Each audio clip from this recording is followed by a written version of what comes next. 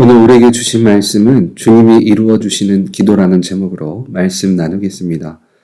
오늘 본문의 내용은 예루살렘이 바벨론에 함락되어지기 직전의 사건의 내용들을 우리들에게 보여주고 있습니다. 지난주 말씀까지는 유다 18대 왕인 여호와김의 이야기였다면 지금은 다시 20대의 왕인 시드기야 왕의 때의 이야기를 보여주고 있습니다. 하나님의 예언에도 자신들의 생각과 뜻들이 조금씩 열어지는 모습들을 통해서 하나님의 말씀에 귀 기울이지 않는 유다 사람들에게 예레미야는 하나님의 멸망이라는 예언은 반드시 이루어질 것을 선포하고 있습니다.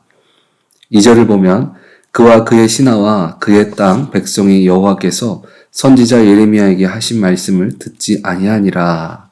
여호와김 왕과 같이 시드기야 왕 또한 하나님이 예레미야를 통한 말씀에 반응하지 못하는 것을 볼 수 있습니다. 그런데 오늘 2절은 하나님의 말씀을 듣지 않는 부류들을 조금 더 자세하게 나눠서 이야기해주고 있습니다. 왕과 신하 그리고 그의 땅의 백성, 유다의 모든 사람들이 하나님의 말씀에 반응하지 못하고 있다라고 이야기해주고 있습니다. 믿음이 없는 그들에게 정말 하나님의 말씀대로 바벨론이 남유다를 침략하려는 그 순간 그들의 행동은 의지할 곳이 한 곳밖에는 없었습니다. 그것이 바로 자신들의 멸망을 이야기했던 예레미야였습니다. 3절을 보면 시드기야 왕이 셀레마의 아들 여우갈과 마아세야의 아들 제사장 스마냐를 선지자 예레미야에게 보내 청하되 너는 우리를 위하여 우리 하나님 여호와께 기도하라 하였으니. 마치 교회는 단이나 믿음이 없는 사람들이 평소에는 기도하는 것도 그리고 기도를 통해 문제가 해결되어진다는 것도 믿지 않습니다. 그런데 자신들에게 문제가 생길 때는 다른 사람에게 기도를 부탁하기도 하고 본인도 기도해야겠다 생각을 하는 것과 같습니다. 본문에도 분명 2절을 보면 왕과 그 신하, 그 백성들이 하나님의 말씀을 듣지 않았다라고 말하고 있습니다. 그런데 3절을 보면 그 상황이 얼마나 급했는지 그들은 믿지 않는 하나님을 우리 하나님 여호와께 말해달라고 기도해달라고 이야기하고 있습니다. 그들의 모습은 전형적인 기복신앙의 모습을 보여주고 있습니다. 나의 문제, 나의 형편이 좋아지기 위한 하나님, 나에게 복 주시는 하나님을 의지하는 것입니다. 그런데 그들의 행동 또한 하나님을 전적으로 신뢰하고 있지는 않았습니다. 마치 공부하지 않은 수험생이 시험장에 들어가 주님은 다 아시오니 100점 맞게 해달라고 하는 것과 같은 모습이었습니다. 우리가 기도를 하고 있다고 아무것도 안 하고 주님만 쳐다보고 있는 것은 아닙니다. 우리가 해야 할 일들도 반드시 있습니다. 그것이 당시 순간의 어려움만 벗어나기 위한 행함이 아니라 주님이 나에게 그 상황 가운데 무엇을 하며 나가야 할지를 고민하고 나아가야 합니다. 그러나 시드기야 왕과 그 신하들은 하나님의 뜻보다 당장 내 자신의 문제에 집중하고 있었습니다. 그래서 선택한 것이 현재 세상이 돌아가는 것을 보니까 바벨론에 대적한 곳이 애굽밖에는 없다라고 생각했습니다. 그래서 바벨론을 멀리하고 애굽을 가까이 하게 되었습니다. 현실적인 사람의 생각의 선택이었지만 그 결과를 보면 5절을 보면 바로의 군대가 애굽에서 나오매 예루살렘을 에워쌌던 갈대아인이 그 소문을 듣고 예루살렘에서 떠났더라. 내 인생이 마치 성공한 것처럼 보였습니다.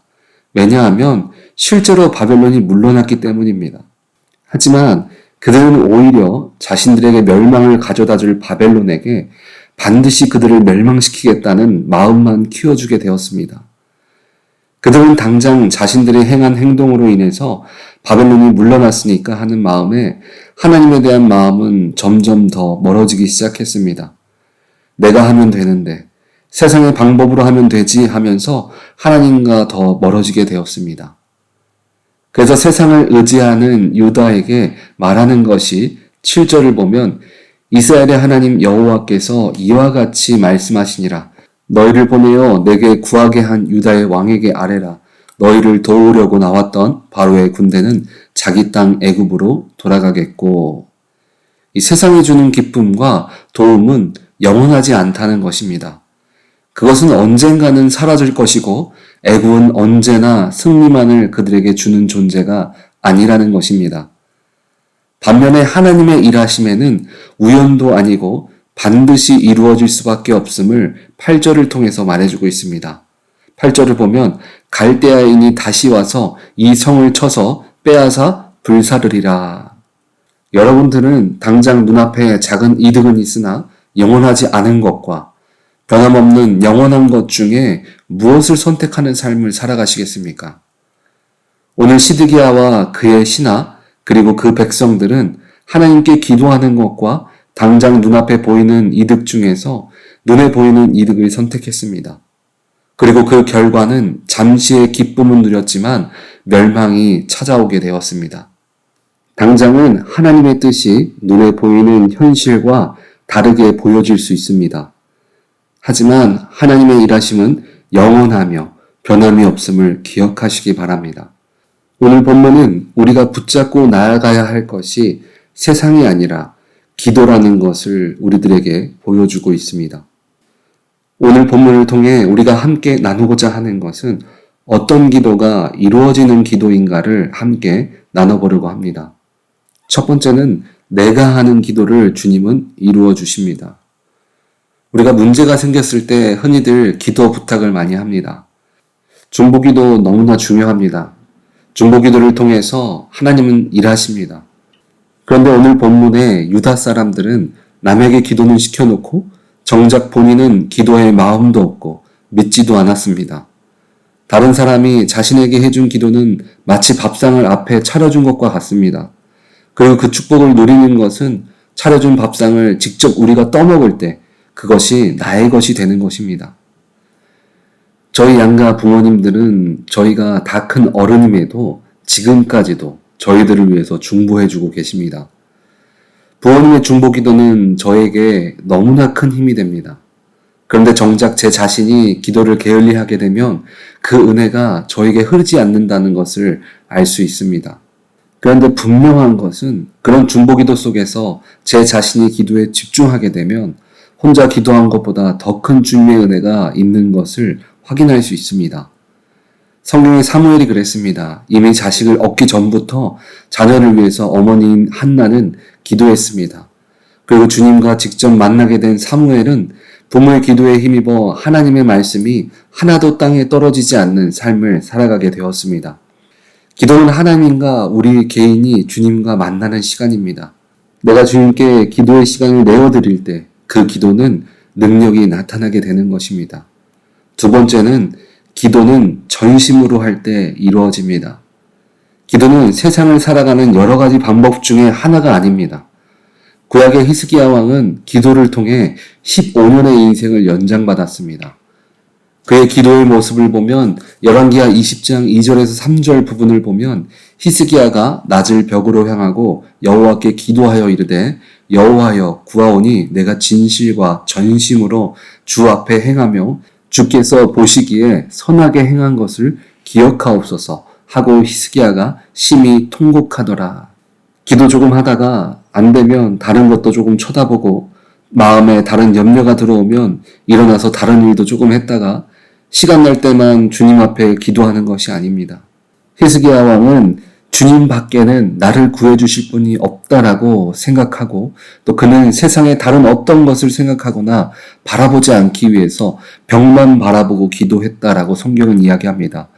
그리고 그의 마음은 전적으로 믿고 전심으로 기도할 때 주님이 들으시고 그의 인생을 15년이라는 시간을 연장시켜 주셨습니다. 여러분들은 어떤 기도를 하고 계십니까? 우리의 기도를 들으시는 주님은 세상을 움직이시며 변함없으시고 불가능이 없으심을 믿고 기도하시기 바랍니다. 그러면 주님은 반드시 그 기도를 들어주십니다. 세 번째는 기도는 쌓아가야 합니다.